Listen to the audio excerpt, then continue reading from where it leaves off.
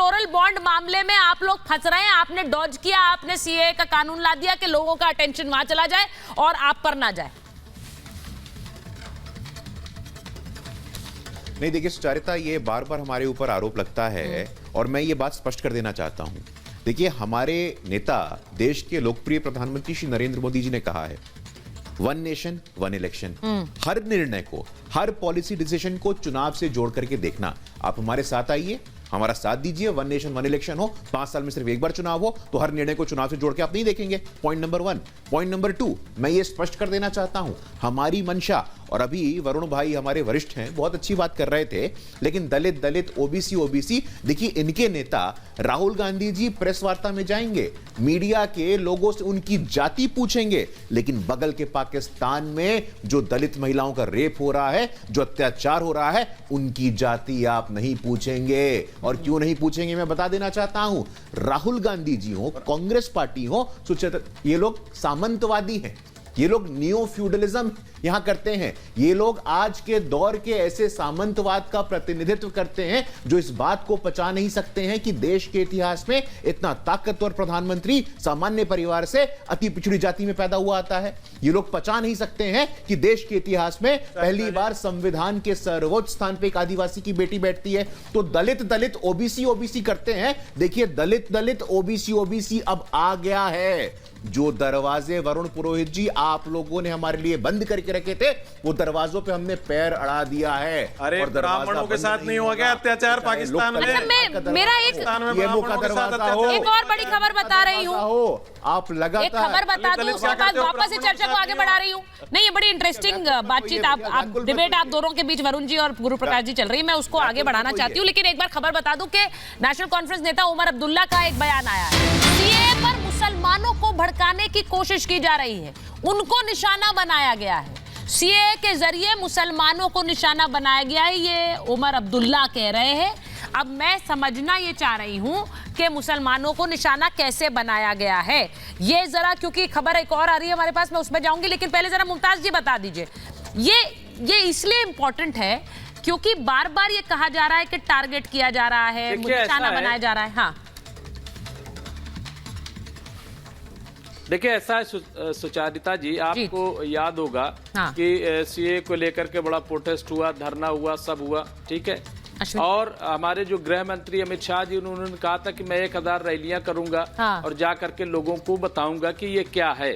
सवाल ये है कि एक भी मिनिस्टर को, एक भी बीजेपी के लीडर को, किसी को नहीं भेजा गया इस प्रोटेस्ट बीच में कि जा करके कम से कम वो बता दें कि आखिर ये है क्या। और आज भी जब इतनी बड़ी चर्चा हो रही है, किसानों से, किसान प्रोटेस्ट करते हैं तो उनसे 11 बार, 13 बार बातचीत होती है, उनको समझाने की कोशिश की जाती है, लेकिन क्या वजह है कि 20-25 करोड़ अगर मुसलमान थोड़ा से डरा हुआ है, उसको लग रहा है कि कहीं ना कहीं उसके साथ भेदभाव हो रहा है, तो ये जो पसमानदा का वोट मांगने वाली सरकार है, कम से कम पसमानदा की बुनियाद पर उनके बीच में क्यों किसी को नहीं भेजती? यहाँ पे जो लोग बातचीत कर रहे हैं टीवी पे, ये क्यों नहीं उनके बीच में जाते? मुसलमानों को टारगेट करने वाली बात पूछ रही हूं मैं। की बात नहीं है, नहीं, क्यों नहीं बताते? नहीं, मुसलमान टारगेट कैसे हो रहे हैं सीए से? क्या मतलब हुआ? इसका मतलब ये कि दाल में कुछ, सीए से टारगेट इसलिए हो रहे हैं क्योंकि विपक्ष को लग रहा है कि ये ऐसा मुद्दा है जिस पर हम भड़का सकते हैं, भड़काते हैं। ये भड़काते हैं क्योंकि परसिक्यूटेड माइनॉरिटीज में मुसलमान देशों में नहीं आते हैं, इसलिए उनकी गिनती नहीं है। लेकिन ये एक मुद्दा मिल गया और इसीलिए इसको उठाकर विपक्ष कह रहा है, देखिए आपको तो टारगेट कर रहे हैं, आपको तो डाला नहीं। सुचारिता जी, मैं आज क्लियर कर दूं, प्लीज सुचारिता जी, एक मिनट, सुचारिता जी, मैं आज क्लियर कर दूं कि मुल्क का मुसलमान विपक्ष नहीं है, ये मुल्क को विपक्ष। मैं सहमत हूं आपसे, बार मैं बिल्कुल सहमत हूं, विपक्ष नहीं है। लेकिन विपक्ष हमेशा मुसलमान को लेकर ही बयान क्यों देता है, भड़काने वाले? ये भी तो पूछ रही हूँ, ये सवाल क्यों है? वोट चाहता है, हाँ, वोट चाहता है, उसको लग रहा है कि ऐसा करेंगे तो वोट मिलेगा। तो वोट अगर चाहता है तो उसको सरकार की जिम्मेदारी है ना कि वो जाए और मुसलमानों के बीच में समझाए। देखिए, मैं एक बार जरा, लेकिन ये भी चूंकि हिंदू वोट चाहते हैं, इसलिए ये भी डरते हैं, ये भी नहीं जाते। अब ये लड़ाई हिंदू मुस्लिम वोट की हो गई है अश्विनी जी। ये कहा जा रहा है कि भाई बीजेपी सीए ला रही है तो हिंदू वोट के लिए, और विपक्ष विरोध कर रहा है तो मुस्लिम वोट के लिए। देखिए सुचेता जी, कोई कानून बनता है तो उसका एक एम्स एंड ऑब्जेक्ट्स होता है। हाँ। ये कानून बना के उसको समझिए। दुर्योधन का ननिहाल, उसको कहते थे गांधार, जहां से माता गांधारी आई थी, वो हिंदू राष्ट्र था। 1805 में वहां प्रधानमंत्री थे पंडित नंदराम टिक्कू, जो कश्मीरी ब्राह्मण थे, और आज वहां केवल 20 हिंदू बचे हुए हैं। अब उसको कहते हैं अफगानिस्तान।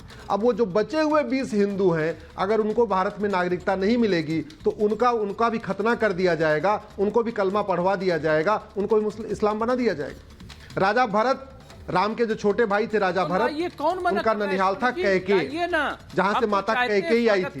2% जो है, सुनिए, 4% अरे सुनिए, कुछ काम की बात सुन लीजिए, स्वागत कुछ काम की बात आप मुमताज जी सुनने दीजिए, काम की बात सुन लीजिए, मुमताज जी प्लीज सुनने दीजिए, हाँ, एक मिनट, क्या सुन लीजिए। हाँ, सुचित्रा जी, हाँ। राजा भरत की माता जी का नाम था कैकेयी, हाँ। और वो कैकेय देश की राजकुमारी थी। उस कैकेय को कहते हैं पाकिस्तान। और विभाजन के समय भी वहां 27% मुस्लिम थे। वो गुरु भाई ने बिल्कुल सही कहा। आज की डेट में 1.5% बचे हैं। 25% को खतना करा दिया गया है, कलमा पढ़वा दिया गया है, उनके घर पे पत्थर फेंके गए, उनके मंदिरों को तोड़ा गया, मजबूर में बेचारे कन्वर्ट हो गए। अब जो बचे हैं 2%, उसमें से जो आ रहे हैं, अगर उनको एक अलग से रास्ता नहीं दिया जाएगा नागरिकता के लिए, उनको कुछ छूट नहीं दी जाएगी, तो वो यहाँ क्यों आएंगे? यहाँ आ रहे हैं इस आशा के साथ आ रहे हैं कि ये हमारे जन्मभूमि है, ये बांट दिया गया, वो उसी भारत के पास। नहीं, अश्विनी जी, सीएए के बाद एनआरसी आएगा क्या? आपको क्या लग रहा है? उनकी प्रतिबद्धता है बीजेपी की, वो हमेशा से कहते हैं एनआरसी आएगा, मुसलमान कहता है एनआरसी आएगा तो ये हमारे खिलाफ हो जाएगा। हाँ, ये तो संविधान की प्रतिबद्धता है। प्रत्येक देश में रजिस्टर होता है, हॉस्पिटल में रजिस्टर होता है, स्कूल में अटेंडेंस का रजिस्टर होता है, हर देश में अपना अपना रजिस्टर होता है, तो भारत में होना चाहिए। ये तो कायदे से नेहरू जी को करना चाहिए था, 1950 में करना चाहिए था, 1960 में करना चाहिए था।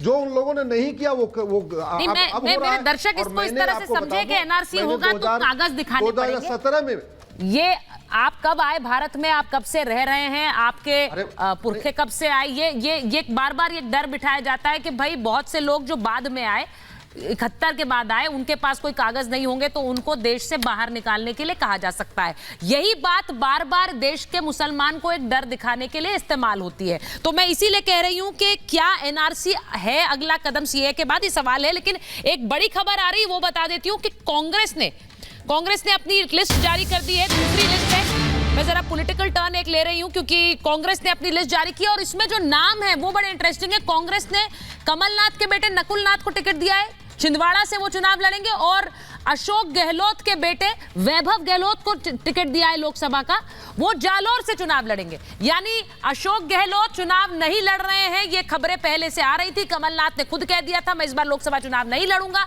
अब उनकी जगह, इन दोनों ही नेताओं की जगह उनके बेटों को टिकट दिया गया है लोकसभा चुनाव का। तो क्या अब कांग्रेस के लिए अगला जनरेशनल चेंज है ये कि वो अब वैभव गहलोत और नकुल नाथ को टिकट दिया गया, एक तरफ छिंदवाड़ा से, दूसरी तरफ जालौर से। अशोक गहलोत चुनाव नहीं लड़ रहे हैं और उसी के साथ साथ कमलनाथ चुनाव नहीं लड़ रहे हैं। तो ये इस वक्त की एक बड़ी खबर है क्योंकि कांग्रेस ने अपनी दूसरी लिस्ट जारी की है।